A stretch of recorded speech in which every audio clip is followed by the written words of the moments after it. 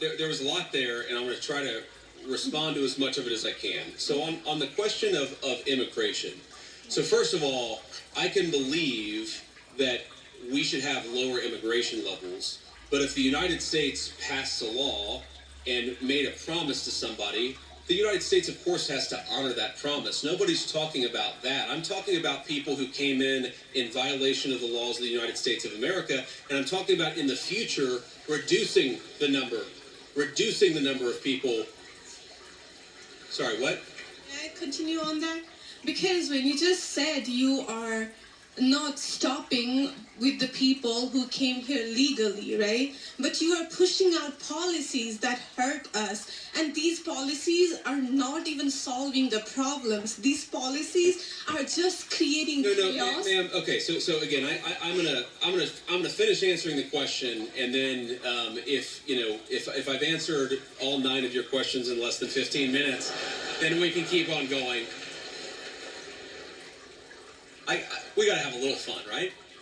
So here's the thing. I can believe that the United States should lower its levels of immigration in the future, while also respecting that there are people who have come here through lawful immigration pathways that have contributed to the country.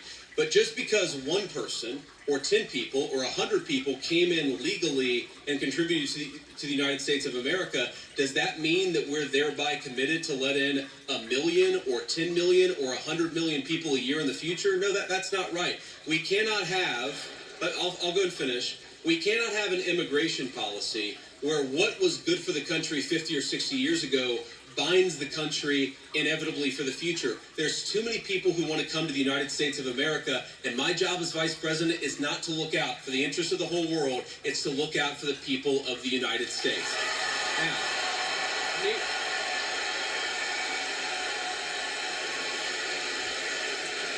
Now, you asked a personal question about our interfaith household.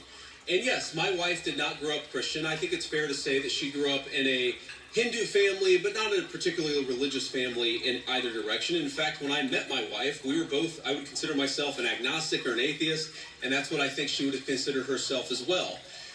Everybody has to come to their own arrangement here. The way that we've come to our arrangement is she's my best friend. We talk to each other about this stuff. So we decided to raise our kids Christian. Our 2 oldest kids who go to school, they go to a Christian school. Our 8-year-old did his first communion about a year ago. That's the way that we have come to our arrangement. But, thank you. My 8-year-old